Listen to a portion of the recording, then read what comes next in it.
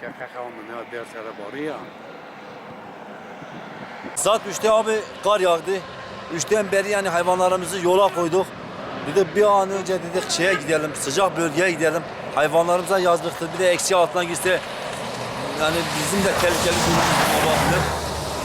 Hayvancılık çok zor bir meslektir. Yani Allah yardımcımız olsun.